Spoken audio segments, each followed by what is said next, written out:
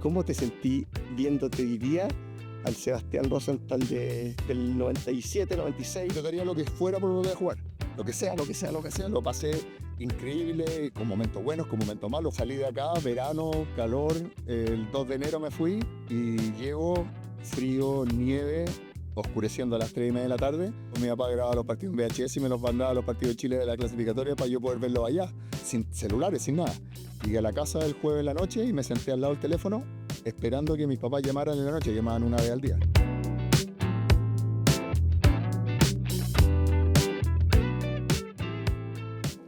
Seba, gracias por estar. Un gusto. Po. ¿Cómo pasa el tiempo? Y no en vano, digo yo. ¿Eh? Y se nota. ¿Cuánto estáis pesando? Menos que yo. Yo creo que sí. No, andamos parejo. Debo andar ahí, pero fluctúo. Depende. Lunes, 95. Jueves, 93. A mí me da vergüenza decir cuánto peso. Así cambiemos de tema. Oye, ¿cómo estás hoy día? La pega, claro, todos te conocen, se acuerdan de tu pelo largo.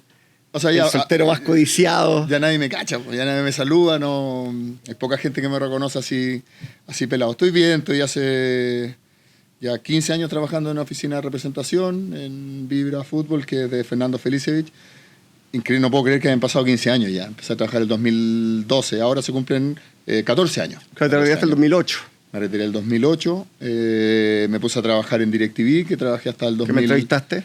Te entrevisté. Es increíble como las vueltas de la vida. No, y estuvimos juntos en una de tus primeras entrevistas, cuando volví ahí de Roland Garros Junior, ¿no? Uy, estaba nervioso. Era lo mejor del Mundial de Canal 13. Sí, vos. Estaba Javier Miranda, Javier Miranda, Álvaro Sala y La Pancha Merino. Sí, vos. Fue justo para Francia 98, así que aquí sí, yo estaba nervioso, porque tenía 17 años. Sí, venía recién llegando a Roland Garros. Sí, porque había ganado Roland Garros, tú estabas ahí, claro, trabajando ahí, me acuerdo. Estaba lesionado, me perdí el Mundial y estaba trabajando ahí. Así que aquí estamos, más viejo nomás. Sí, y hoy día que eres representante, bueno, eres más que representante, por lo que hablamos, eres también un guía con los jugadores. Uno va cometiendo errores en el camino, uno va aprendiendo. ¿Y cómo te sentí viéndote hoy día al Sebastián Rosenthal del 97, 96? Claro, bueno, como a todas las personas le pasa cuando uno está más grande, se da cuenta de las cosas que hizo bien, las cosas que hizo mal, las cosas que uno podría haber hecho mejor, pero sin arrepentimiento, que es parte del aprendizaje, de la educación que uno va teniendo, y a todo el mundo le pasa que se da cuenta de las cosas que pasaron y cómo hice esto, claro. ¿Qué hice esto? Pero en general es parte de, y uno no debería cambiar lo que pasa con lo que uno hace. Obviamente hay cosas que uno se puede arrepentir un poquito más, un poquito menos, pero es parte del aprendizaje. Y tuve una etapa súper linda, la disfruté y sin ningún remordimiento, más allá de lo que puedo haber hecho súper bien o de la mala suerte que puedo haber tenido con la lesión. Es lo que me tocó y traté siempre de sacar lo mejor, y he sido en general una persona bastante positiva. Sí, no, por lo que te conozco, obviamente, vendido el jugador chileno más caro que salió de Chile en esa época, que mucha plata. Pintaba ahí para Manchester United, Real Madrid. Obviamente tenéis todo, mala suerte. Pero yo siempre rescato eso, o sea, que siempre converso, Dante, Poli también, y son felices a pesar de que podría haber sido, mucha gente se queda pegado en lo que podría haber sido, que no, y ahora aparte transmitiendo a los jugadores más jóvenes. Entonces eso siempre yo rescato un montón. O sea, ¿cómo fue tu llegada ahí a Glasgow? A los 10 o 19, 20 recién cumplido, a los 20 recién cumplido. Bueno, salí de acá, verano, calor, el 2 de enero me fui, el 1 de enero me fui, justo después de Año Nuevo, y llego frío, nieve, oscureciendo a las 3:30 de la tarde, a un estadio imponente, justo en el Clásico, que fue donde me presentaron. Iba con mucha ilusión, no había tanta información como hoy día, no había internet. Todavía estaba recién empezando un poquito. De hecho, yo me compré el primer computador el año 90 y fines del 97, o sea, imagínate. Eran las teles cuadradas, la época de las teles cuadradas. Teles cuadradas, me mandaba los partidos, mi papá grababa los partidos en VHS y me los mandaba a los partidos de Chile de la clasificatoria para yo poder verlos allá. Sin celulares, sin... No, yo me acuerdo cuando jugaste el primer partido, un contacto telefónico con el noticiero, yo lo estaba viendo. que hiciste el gol. Claro, hice el gol. El único problema es que sentí un pinchazo Claro, yo en la rodilla. sentí el pinchazo al minuto del partido, yo seguí jugando porque me da vergüenza salir. Habían 55.000 personas en el estadio. Tengo la suerte de hacer el gol y en el entretiempo salgo y el entrenador me dice, tranquilo, va a ser súper simple. Me costó 2 años y medio volver a jugar. Sí, aparte que es una lesión que no se opera hoy día. Claro, una lesión al ligamento medial que no me deberían haber operado, que me operaron mal, que se me infectó y estuve 2 años y medio sin jugar y con 4 operaciones para poder recuperarme, una locura. Y a pesar de eso, después volviste a un gran nivel allá. Sí, y claro, volví. y ahí está lo que hemos hablado, Claro. que tomaste una decisión. Claro, de tener gente que te asesore un poco mejor. Mi papá era mi representante, hizo un montón de cosas buenas, pero sin tener la experiencia de lo que realmente es un oficio de ser representante, que hoy día está mucho más desarrollado en el mundo y en Chile, por supuesto, de tener gente que te aconseja tomar mejores decisiones. Y creo que ahí fallamos un poquito en esa toma de decisiones de volver a jugar a Argentina, de no quedarme en Europa, de privilegiar la selección sobre un club y al revés. Uno tiene que privilegiar el club, jugar bien y si uno juega bien normalmente te van a llamar a la... Claro, donde juguís, si jugáis bien te van a... Pero era de otra época también, pues. Sí, no teníais sí. tanto acceso... Y lo que me pasó a mí que me dolió mucho en términos de pena de perderme Francia 98. Yo terminé jugando de titular los partidos de la selección antes de lesionarme y veníamos jugando Marcelo, Iván y yo, los tres. Y justo me tengo que operar por 3ª vez un mes antes del Mundial. Y me pierdo el Mundial, entonces viene después la segunda clasificatoria, que es la de Corea y Japón, que yo estaba ilusionadísimo con poder jugar el Mundial. Y No fue fue. Yo me bueno. acuerdo de Chile-Uruguay, 97, 96, 97. Está en el estadio. En la Galucha, 4 horas antes. Pero ahí ya te había operado una vez. No, ahí todavía fue justo cuando ellos me vinieron a comprar ese día. Perfecto, eso fue el 96. Claro, 96. Claro, fue el 96, sí, estaba el estadio lleno cuando habían tablas. Claro, noviembre del 96 y me vienen a ver de Escocia ese partido y ese partido deciden comprarme. Jugué bastante bien, erré un gol solo, de pierna derecha la tiré para afuera. Un puntete cruzado, yo estaba en ese arco. Y Marcelo saca el gol de cabeza, ganamos 1-0. Y yo siempre cuento que, como uno, y te tiene que haber pasado sin ninguna duda, como que uno tiene ciertos hitos y ciertos momentos donde uno como que logró una felicidad máxima.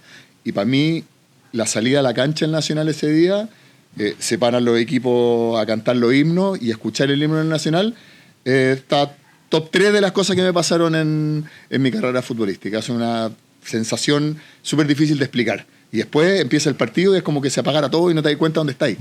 Pero el momento antes, nervios, miráis ansioso, y de repente como que te tiene que haber pasado, pues te desenchufabas y empezabas ya... Sí, no, me acuerdo, yo llegué, el partido era a las 10, yo llegué a las 4. Claro, si la gente llegaba 6 horas antes del estadio. Te sentabas ahí en tu lugar y ya no te podías No te ni una puede- posibilidad de pararte, o sea, estabas ahí pegado con todos los Las compadres. escaleras llenas, todo. Era el Nacional cuando se metían 75, 80 mil personas. Sí, no, y aparte, con todo lo que esperáis, el partido se te pasaba rapidísimo. Claro. Y estuvo emocionante, fue un Sí. partido que hay un video que anda dando vuelta en YouTube y en varios lados de que el partido más sucio de la historia. Cuando Que Chavarría fue que dijo. Chavarría le Gracias pegó a Dios. Gracias a Dios lesionó a Francescoli.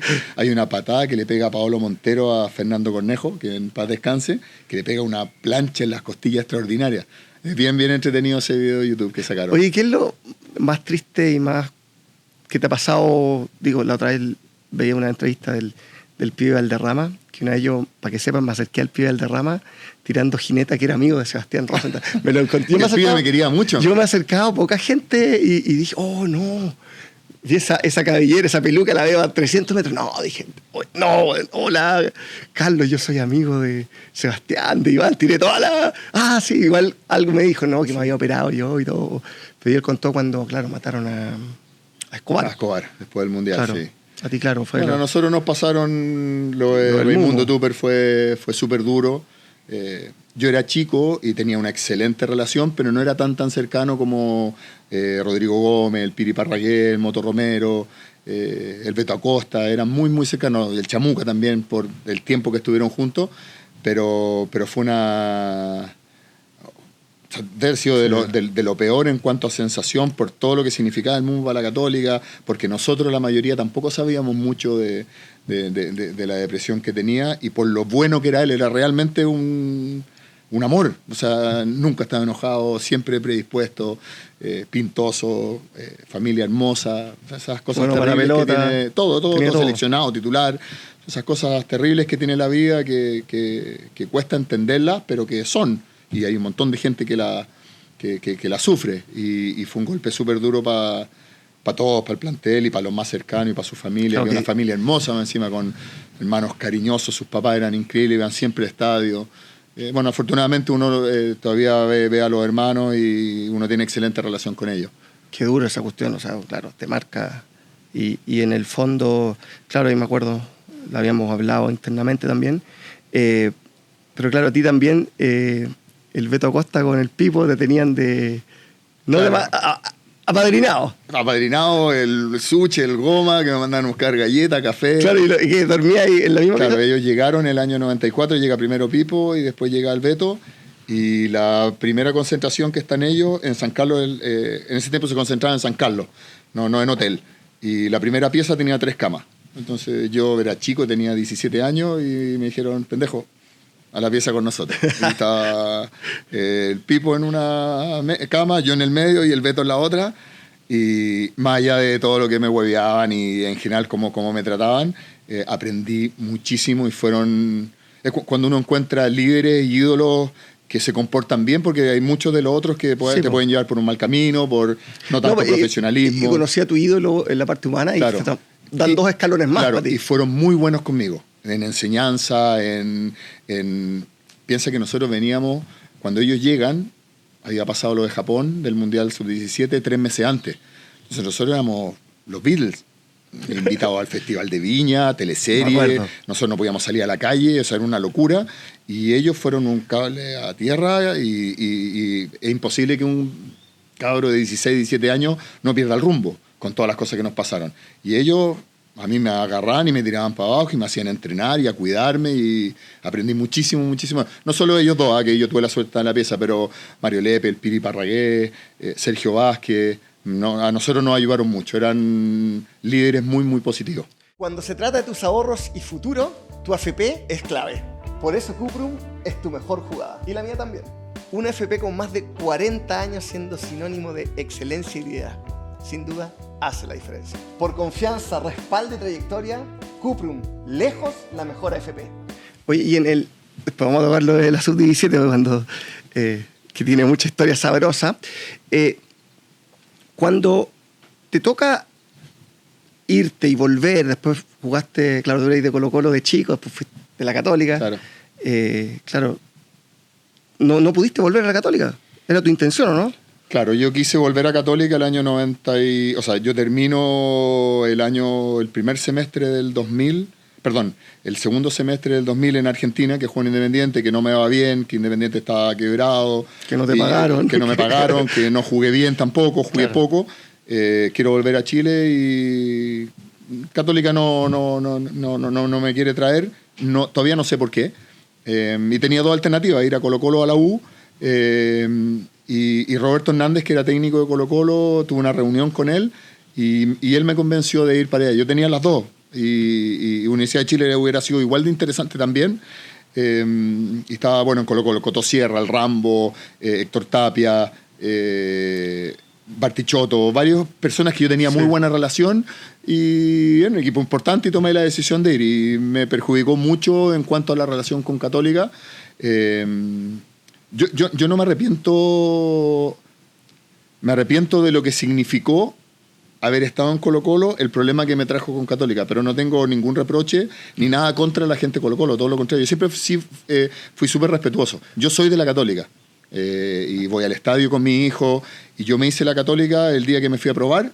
Yo era enfermo Colo-Colo, enfermo, y a los 15 años me fui a probar la Católica y de a poquito empezó ese amor y hoy día amo a la Católica, más allá de todo lo que pasó, no tengo entrada para el estadio, fui la vez más cara de la historia. Le llegaron $6 millones hace 30 años a Católica y no tiene asiento. Pero ¿sabéis qué? No tengo ningún resentimiento y creo que uno en general, sobre todo en el fútbol, porque es tan masivo y hay tanto jugador que pasa por los clubes que es súper difícil tener contento a todos. Obviamente que a uno le gustaría una situación distinta, pero tampoco tengo ningún problema y entiendo y a lo mejor en un minuto un dirigente toma una decisión y después puede estar arrepentido y no tengo ningún remordimiento contra ellos. Y con la gente de la Católica tampoco. La gran mayoría de la gente de la Católica me tiene mucho cariño. La gran mayoría. Hay algunos que todavía pueden estar enojados porque juegan Colo-Colo y lo entiendo y lo respeto y cero problema. Sí, el tema, claro, y lo que yo no entiendo, obviamente a mí me gusta el fútbol, soy del Colo-Colo, pero yo sé que como deportista es un trabajo. Entonces, si hubiera sido futbolista y me ofrecen algo bueno en la U, en Colo-Colo, es un trabajo. Es un trabajo, y lo otro que dicen también que a mí no lo entiendo, cuando dirigentes dicen tiene que ser un entrenador que se identifique con el club. Yo digo, pero si es un trabajo, tiene que jugar bien al fútbol. Es capacidad. Claro, pues entonces como que... Y por otro lado, cuando contratan a un entrenador y a las 4 partidos lo echan. Claro. O sea, ¿cómo lo veías esa cuestión a ti, tú, hoy día? Yo creo que ese es el gran problema que tenemos hoy día en el fútbol chileno, en términos organizativos de los dueños de los clubes y de la dirigencia en general de la NFP, de no separar la federación con la NFP y de no generar un reglamento para ser dueño del club. Tú, para construir un edificio, tenés que basarte en estas cosas, en términos de los sismos, de cómo es Chile un país sísmico, cómo tenéis que construir, dónde tenéis que... No sé, no soy arquitecto ni constructor, pero para hacer un edificio tenéis que hacer esto.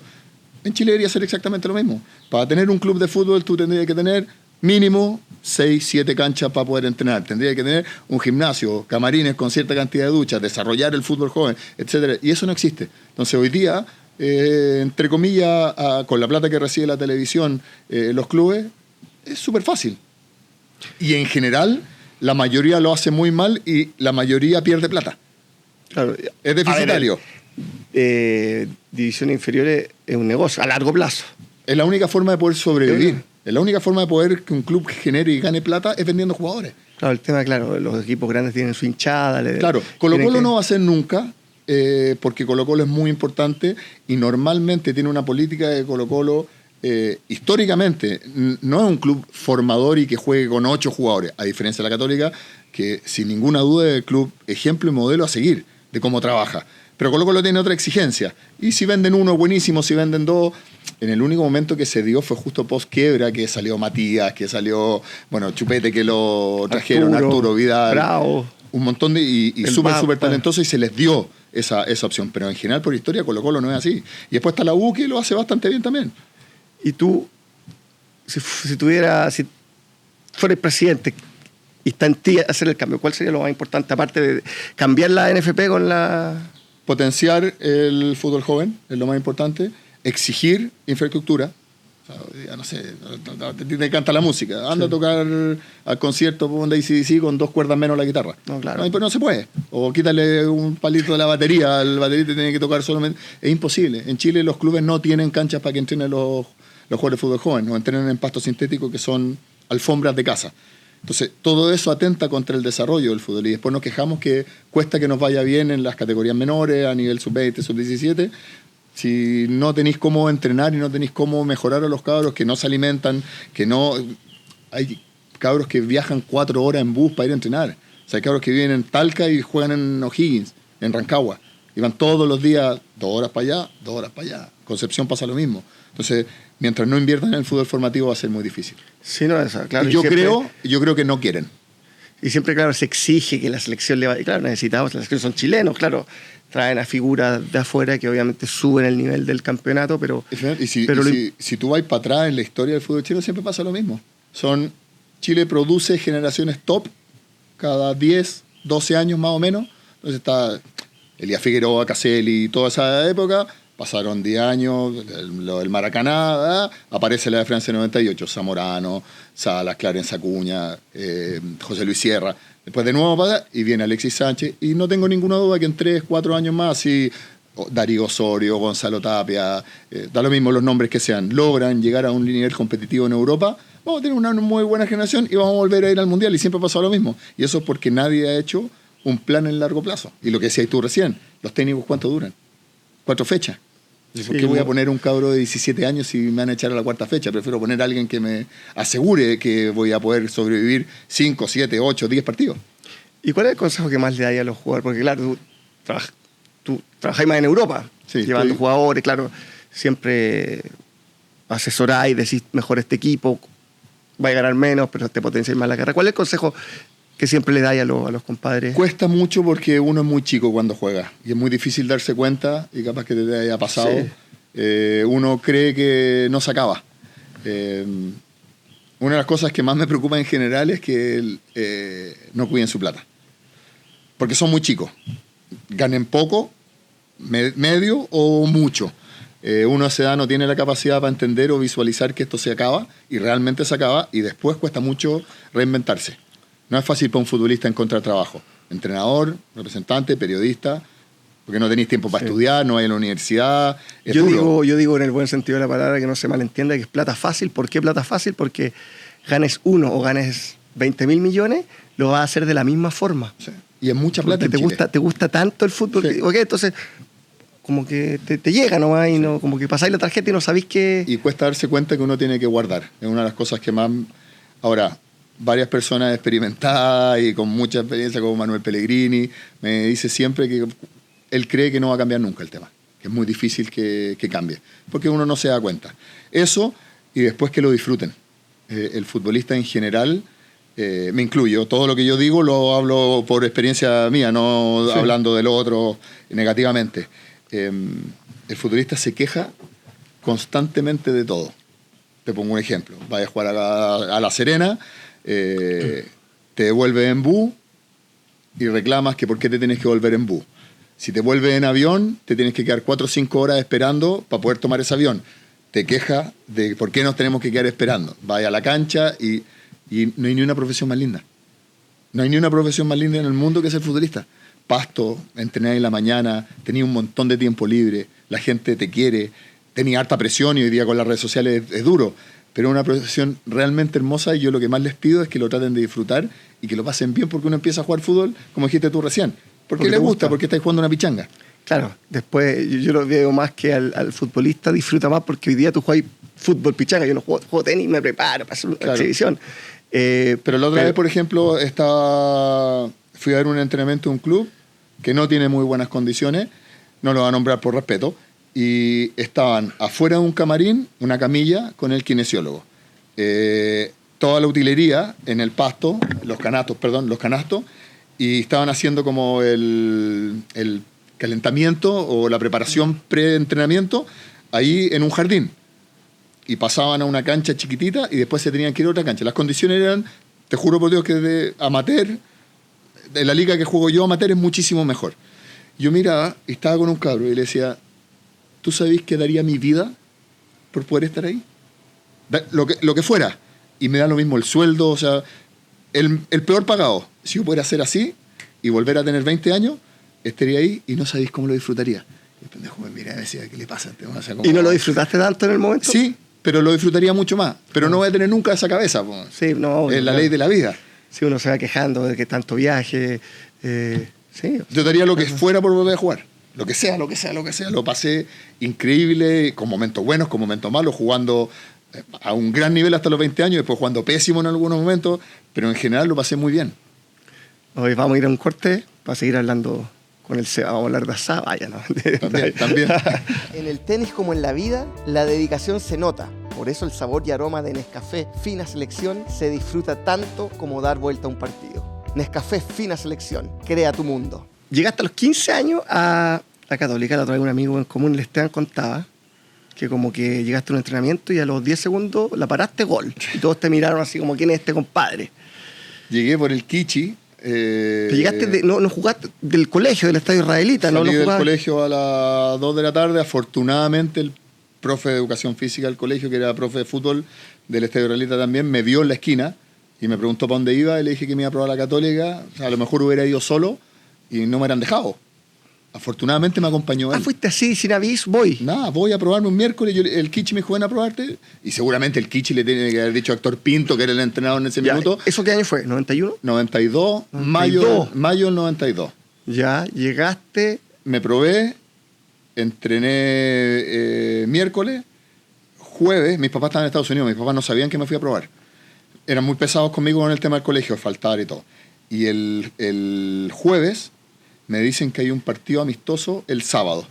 Y yo tenía un paseo del colegio que no tenía ni una posibilidad de faltar.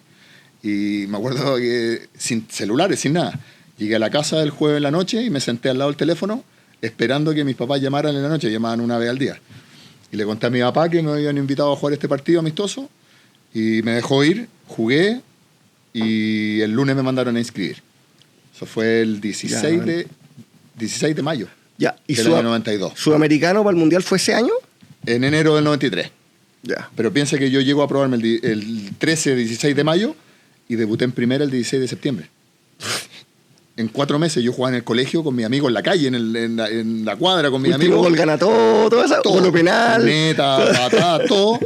Y de repente me veo debutando en San Carlos contra Independiente de Avellaneda, Argentina, partido internacional, con 4 meses de recién haberme ido a probar.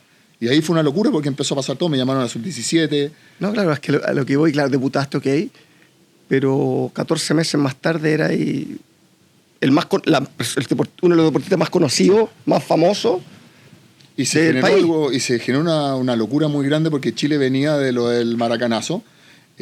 A Chile le había ido mal en la Copa América del año 93 en Cuenca. Y justo nosotros clasificamos al Mundial por primera vez en la historia que un equipo chileno sub-17 clasificaba al Mundial. Vamos a Japón y el equipo en general era súper sufrido. Nos pasaba lo mismo que en general los equipos de ahora, que perdiendo 2-0 y en el último minuto empatábamos, perdía el otro y clasificábamos. Y vamos a Japón y nos va muy bien. Y los partidos eran a las 4 de la mañana. Sí, me levantaba. Todo el país se empezó a levantar. Se suspendieron las clases en el partido con Ghana, si no me equivoco, que era a las 8 de la mañana. Pues los de Ghana tenían como 20 años, ¿no? Y más, 28. Y terminamos saliendo tercero en el mundo y nosotros estando ya ayer o antes de ayer, hace unos días leí una entrevista de Dante Poli, que decía que nosotros estando ya no dimensionábamos lo que pasaba acá, porque no teníamos noticias. No, claro. O sea, yo recién caí un poco de lo que estábamos generando. Yo era el capitán del equipo y previo al tercer y cuarto lugar cuando jugamos con Polonia, estábamos en el hotel en Tokio. Y estaban los 4 equipos, Ghana, Nigeria, que jugaban la final, Polonia y nosotros. En un hotel impresionante en Tokio, no sé, imagínate, éramos pendejos. Y empezaron a llegar fax. Ministro del Interior, Enrique Kraus. Belisario Velasco, que era subsecretario de gobierno, si no me equivoco. Actores, actrices, animadores, gente. Así un cerro de fax. Todos apoyándonos, todos deseándonos suerte, que nos vaya bien. Entonces, agarramos los fax y miramos y decíamos, pero qué loco esto. Y cuando llegamos a Chile y aterrizamos acá, no podíamos creer. Pero cuando se fueron, no eran tan lejos de ser eso. O sea, yo, fue la prensa, sí, típico, un poquito. la nota. Nosotros empezamos a jugar todos los sábados unos partidos amistosos en Santa Laura a las 3 de la tarde y los transmitía Canal 3 en vivo. Ya. Entonces, igual nos conocían, pero no se sabía que, o sea, quedamos eliminados en primera ronda del Mundial y no nos pesca nadie. ¿No se llenaba el Santa Laura? No, se llenó para el último partido con Bolivia, que fue la despedida. Pero iban 2.000, 3.000 personas, pero no, pendejos de 15 años. Pues. Claro, pero después viene Y viene la locura, nosotros llegamos a Pudahuel, el Pudahuel antiguo, y toda la calle, hasta que llegamos hasta Pinto Durán, la gente, no sé, deben haber habido 5.000 personas en el aeropuerto esperándonos, a niños de 15 y 16 años. Sí, pues ahí lo que hablábamos otra vez, decían la generación perdida y eran unos niños. Éramos niños, después, nosotros, imagínate, jugamos un partido amistoso que nos regaló la NFP, que Ricardo Humor, el gran Ricardo Humor, se portó increíble con nosotros, y como regalo nos dio la recaudación, después de todos los costos y todo lo que significa, de un partido amistoso contra Racing. Y fueron 50.000 personas al Estadio Nacional, de las cuales eran 49.000 escolares. Todas niñas de nuestra edad. ¿Y 30.000 te fueron a ver a ti? No, Tapia tenía su patio también, habían varios. Aparte, futbolistas, gracias fútbol, como el típico dicho.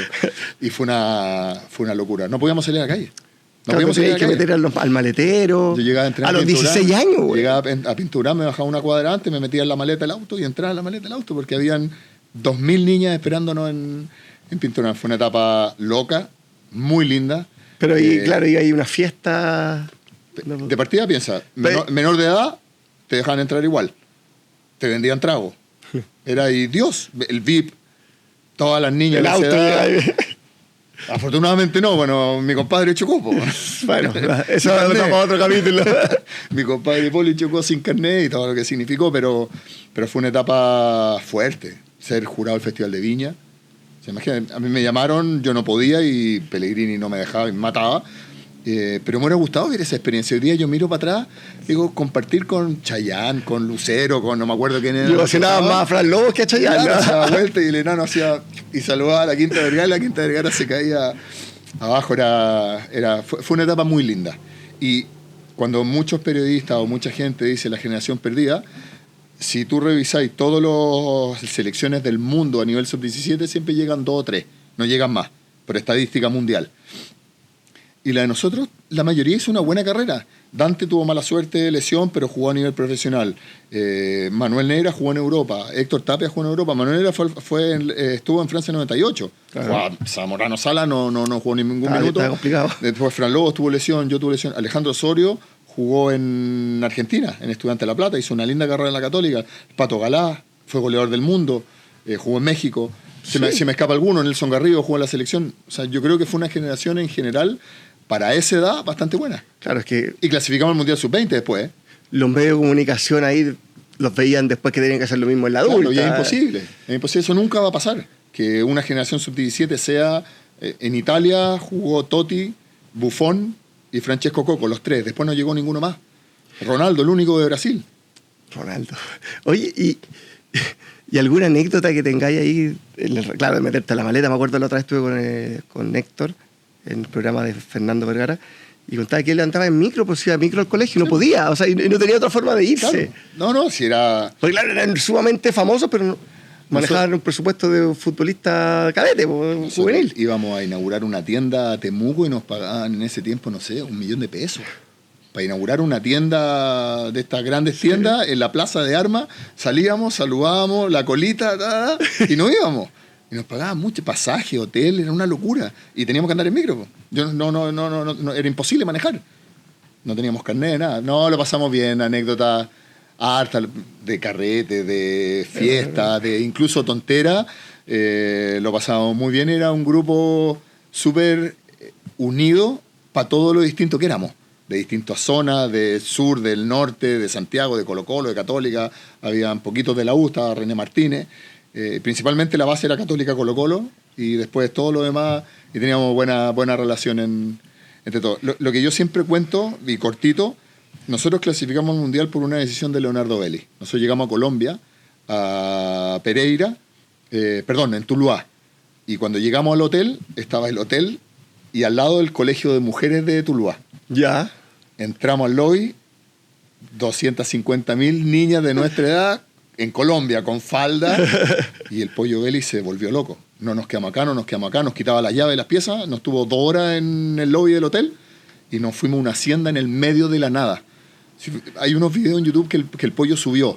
Nada, sin tele, colchones de paja, mosquitos, no teníamos ni una entretención. Lo querían matar. Cocinaba el profe Solinas, que era el preparador físico, y Andrés Alvarado, un dirigente que viajó por su cuenta, y él se quedó con nosotros. Y gracias a eso clasificamos, si no, ninguna posibilidad que, imagínate, con el colegio mujer al lado, imposible que clasificáramos. Claro, y desapareció alguna de estas hechos que ocurrieron después de adultos. El puertodazo, no quería decir. Todos los típicos que pasaron. En mi carrera como tenista siempre busqué dar lo mejor, y para eso la energía y nutrición fueron clave. Recuerdo que desde joven Milo fue mi compañero ideal, dándome ese impulso extra para rendir al máximo. Con Milo uno siente la fuerza para conquistar lo que sea. Milo te hace grande. Oye, ¿y el aprendizaje más grande que tenía hoy día después de haber vivido toda esa etapa de ultra mega famoso? Si era ahí... que lo disfruté mucho, que siempre fui una persona... De repente suena feo decirlo desde el lado uno, pero en general la gente que me conoce, de poco ego. Y súper agradecido de lo que me pasó. Y que toda la gente en general que estuvo conmigo en los mejores momentos, sigue estando conmigo ahora. En momentos, incluso momentos difíciles del fútbol, en que como que nunca perdí toda esa gente que estuvo alrededor mío, que me ayudaron mucho a tener siempre los pies sobre la tierra, y que no tengo ningún rollo con haberme retirado. No tengo ningún rollo con que mi carrera pudo haber sido mucho mejor o que me perdí un montón de... Me da lo mismo. Lo pasé tan bien, fui tan feliz mientras jugué fútbol y una carrera tan linda, y conocí gente tan importante, no de historia, sino de emociones, de cercanía, que me ayudó mucho y aprendí mucho, que, no sé, jugué pádel con Fernando Carballo, que tiene 77 años, y lo conozco desde el día que me fui a probar, y es como mi papá. Y seguir estando, poder conversar con él o con Pellegrini, son regalos que tuve en la vida, y después un montón de amigos, desde vos hasta un montón de amigos que me entregó el hecho de haber podido jugar. Pues si no hubiera jugado fútbol, capaz que no te hubiera conocido, po. Entonces, haber tenido toda esta gente cercana es lo que más valoro y agradezco. Sí, había una anécdota cuando fui con Masú al Sudamericano menor de 16, llegó agrandado. Puta, hace 2 semanas estuve jugando ping-pong con Rosenthal. Sí, pues era un tema. Estuve con Rosenthal ahí jugando ping-pong, y era como que lo ponían en otro estatus. Y claro, siempre obviamente hay una cercanía. Claramente siempre uno vibraba mucho con el fútbol. Porque uno mismo con el tenis. Sí, pero uno mismo también con el tenis. Pues si nosotros a ustedes los veíamos, al Nico, al Chino, incluso yo veía mucho a Gabriel Silverstein también en su momento. Para mí me encanta el tenis. Entonces, todas esas cosas que me entregó el fútbol, uno tiene que ser agradecido y feliz. Oye, y hay algo que te haya dicho algún entrenador, porque claro, nombré a Fernando Carvalho, Pellegrini, fueron quizás más importantes más allá de lo capos que son en la etapa que estaba ahí en la formación. Sí, yo creo que si no hubiera tenido a Héctor Pinto, a Fernando Carvalho, a Leonardo Belli y a Pellegrini, no sé para dónde hubiera ido mi carrera con todo lo que nos pasó, en términos de hueveo, de perder el rumbo, de relajarse, que es súper normal a esa edad. Fueron gente súper exigente y que me entregaron hartos valores para poder después... Pellegrini una vez me dijo, me acuerdo que vamos bajando a entrenar y me dice, mire, ahí está el pasto, no hay ni una carrera más linda, me dice. Te comparte con gente que está separado, tiene 35 años, se está retirando, algunos tienen 2 familias, otros están solteros, otros les gusta salir de noche, otros no, otros son profesionales, y todos luchan y compiten por un objetivo en común. Y son muy pocas las profesiones que se da eso, donde gente de distintas clases sociales, educación, edad, estilos de vida, forma de vida, tienen que todos en común luchar por un mismo objetivo, y muchas veces tú no jugáis.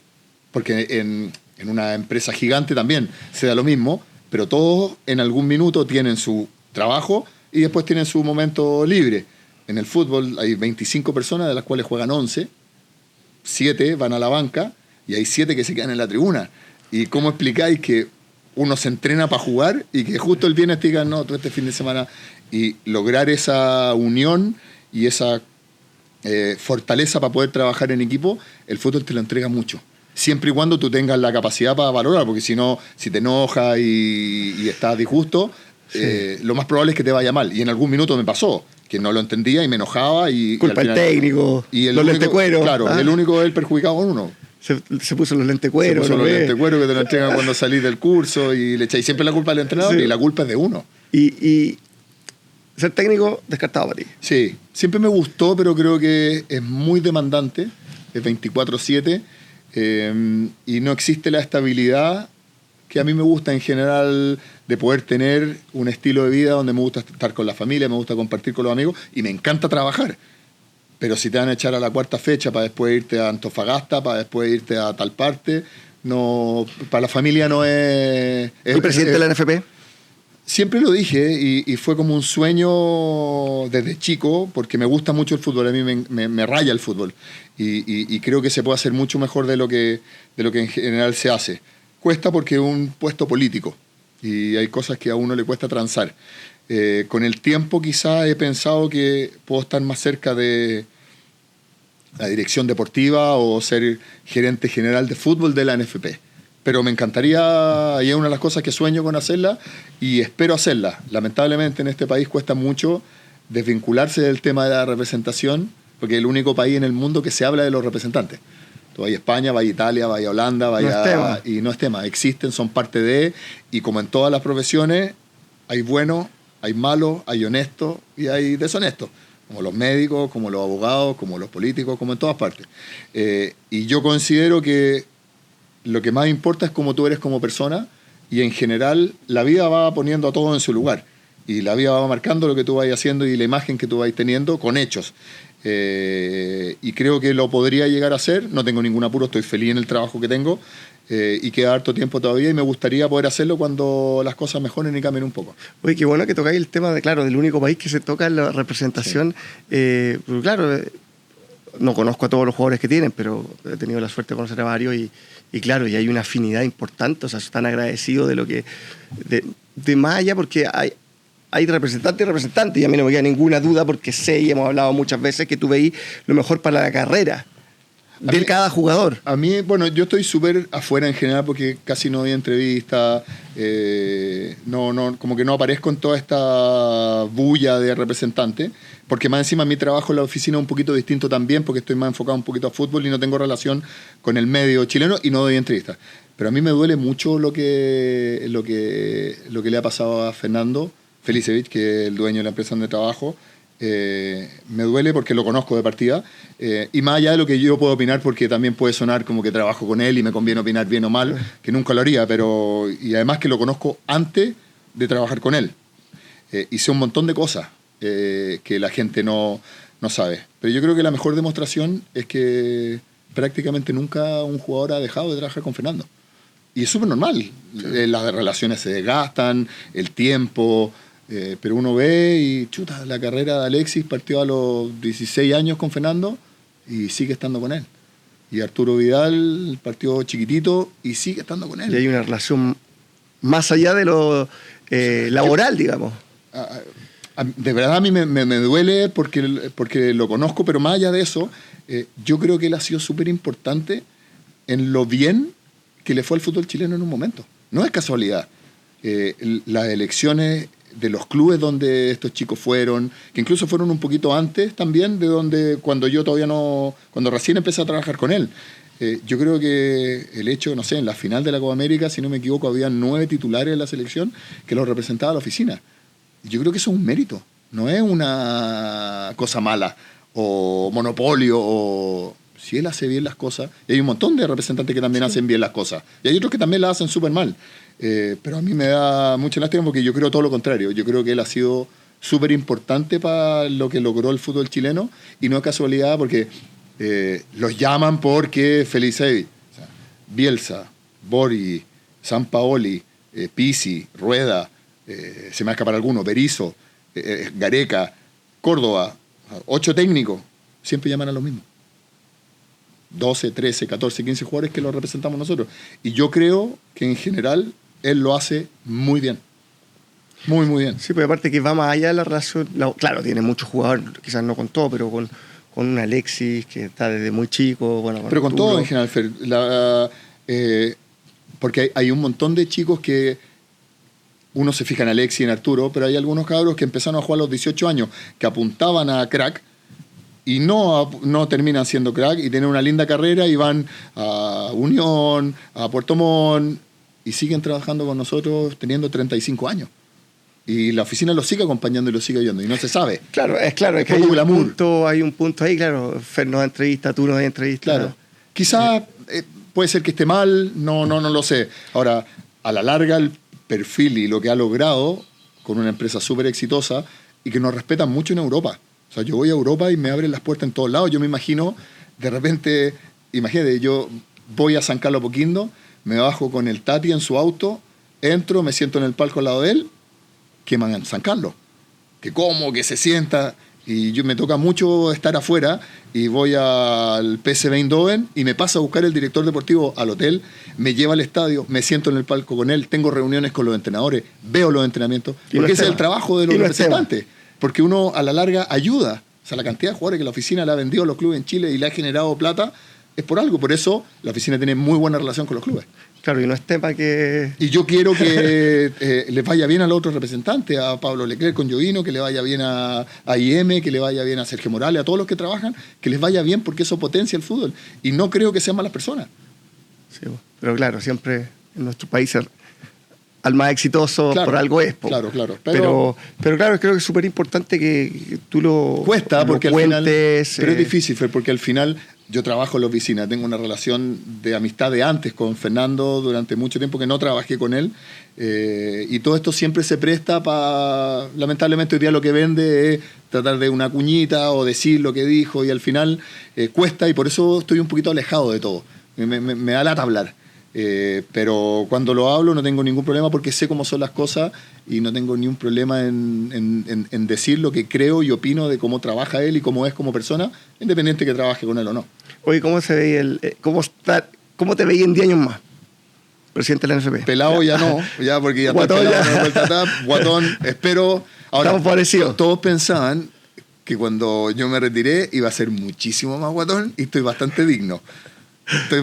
Siempre apostaban aquí iba a estar para la cagada. El problema es que erais muy mino, po, weón. No, estoy mucho más feo, eso no hay ninguna duda. El pelo rubio, todo, no hay ninguna duda. Pero de peso creo que me he mantenido bastante digno. Hago harto deporte. Me veo... Ojalá, 10 años más, me podría ver, ojalá, en una posición ahí, siempre tratando de ayudar a que la profesión y el fútbol crezca. Y que creo que el fútbol y el deporte en general, todo, y la cultura, hacen que una sociedad sea mejor. El teatro, el cine, la lectura, el deporte, hacen que los niños puedan salir de todos los problemas que tenemos hoy día.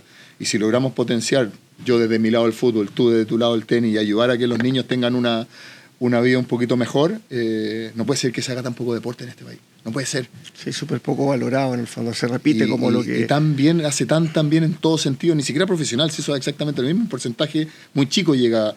desde cualquier lado que pueda llegar a colaborar y ayudar me encantaría, ya sea en la NFP, en un club, da lo mismo el gobierno que sea. No tengo no me interesa el lado político, me interesa que las cosas se hagan bien para que la gente esté mejor. No, que bueno, agradecerte. Sé que estáis dando charlas también, así que es súper importante lo que podéis cuesta la charla, como estoy anónimo, cuesta, pero... Sí, tenéis que abrirte redes sociales. Le vamos a abrir redes sociales al SEA, pero... ¿La manejáis tú? No. Peligrosa. Darte las gracias por el tiempo, felicitarte obviamente por tu carrera, pero más allá de la carrera, el lado humano. Creo que es súper importante ese ejemplo que uno puede traspasar y da más entrevistas para poder traspasar todo lo que aprendiste, cómo eres como persona, cómo veís lo que viene. Así que agradecerte, felicitarte y bueno, nos vemos el fin de semana, el sábado.